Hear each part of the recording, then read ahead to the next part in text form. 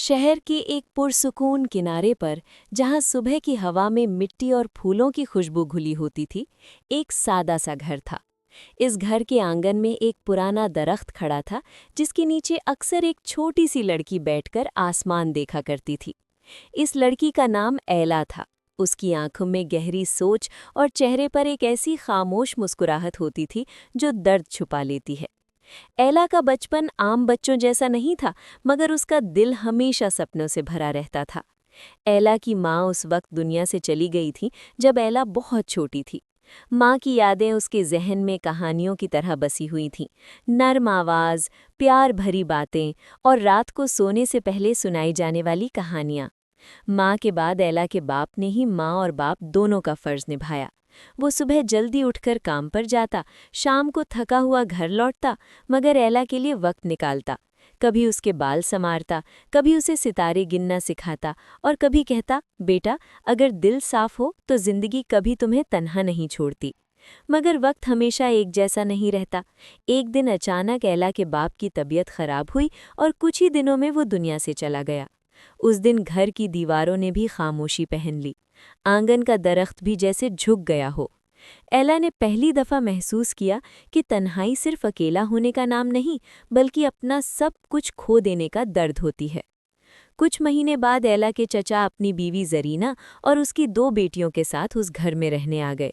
शुरू में जरीना बहुत नरमी से पेश आई। उसने ऐला को गले लगाया और कहा कि अब वो अकेले नहीं रही, मगर ये अल्फाज सिर्फ जुबान तक थे। धीरे धीरे घर का माहौल बदलने लगा। ऐला का कमरा छोटा होता गया और जिम्मेदारियां बड़ी होती चली गई। जरीना की बेटियां महर और नूर हमेशा नए कपड़े पहनती, शीशे के सामने खुद को देखती और ऐला पर तंज करती। कभी उसके कपड़ों का मजाक उड़ाया जाता, कभी उसके सपनों का। ऐला को सुबह से शाम तक घर के कामों में लगा दिया जाता, झाड़ू, पोछा, बर्तन, कपड़े, और फिर रात को थके हुए बदन के साथ खामोशी। वो कभी शिकायत नहीं करती, क्योंकि उसने सीख लिया था कि हर दर्द का जवाब बोलना जरूरी नहीं होता। रात के वक्त जब पूरा घर सो जाता, ऐला चुपके से छत पर चली जाती। वहां बैठकर वो तारे देखती और उनसे बातें करती। चांद उसका राजदार बन जाता। वो धीरे से कहती, काश मेरी जिंदगी में भी एक दिन ऐसा आए जो सिर्फ मेरा हो। उस वक्त उसे नहीं पता था कि उसकी खामोश दुआ सुन ली गई है। एक रात जब घर अंधेरे में डूबा हुआ था, ऐला ने घर के कोने में रखा एक पुराना मिट्टी का दिया देखा। वो दिया सालों से वहां पड़ा था, किसी ने कभी उसे जलाने की कोशिश नहीं की। ऐला ने उसे उठाया, उस पर जमी धूल साफ की और बस यूं ही उसे देखते हुए एक गहरी सांस ली। उसी लम्हे दिए से एक हल्की सी रोशनी फूट पड़ी। ऐला घबराकर पीछे हटी, मगर रोशनी नर्म और पुरसुकून थी। फिर एक आवाज़ सुनाई दी जो हवा में घुली हुई लगती थी। आवाज़ ने कहा, डर मत ऐला, मैं तुम्हारी उम्मीद हूँ। ऐला की आंखों से आंसू बहने लगे। उसने पूछा, क्या सब्र का कभी सिला मिलता है? आवाज़ ने जवाब दिया, जो दिल से सच्चे होते हैं उनके लिए किस्मत भी रास्ता बना लेती है। दिए ने ऐला को बताया कि शहर का नया बादशाह एक ऐसी जिंदगी की साथी चाहता है जो सिर्फ खूबसूरत ना हो, बल्कि जिसका दिल भी साफ हो। इसलिए शहर में एक शाही महफिल रखी जा रही है, जहां हर घर की बेटी को दावत दी गई है।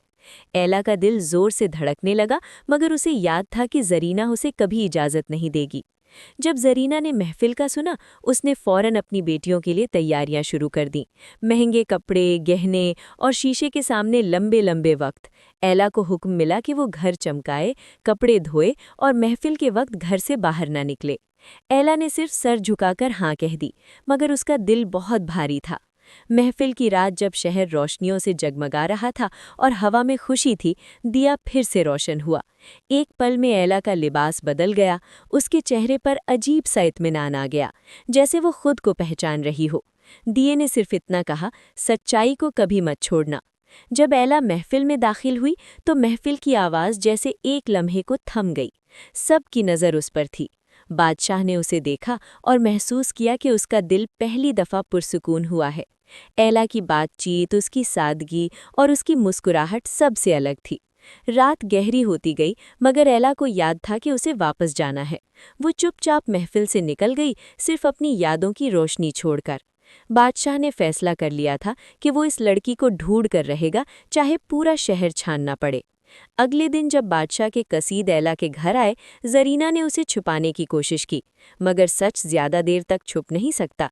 जब बादशाह की नज़र एला पर पड़ी तो उसने फौरन पहचान ली कि यही वो रोशनी है जो उसने महफिल में महसूस की थी। उस दिन एला की जिंदगी बदल गई, मगर उसके दिल की साफगी वैसी ही रही। उसने किसी से बदला नहीं लिया, क्योंकि उसका यकीन था कि सब्र का असल इनाम सुकून होता है। और यूं एला की कहानी सबके लिए एक याद बन गई कि जो लोग अंधेरों में भी अपनी रोशनी संभाल कर रखते हैं, उनके लिए किस्मत खुद दरवाज़ा खोल देती है।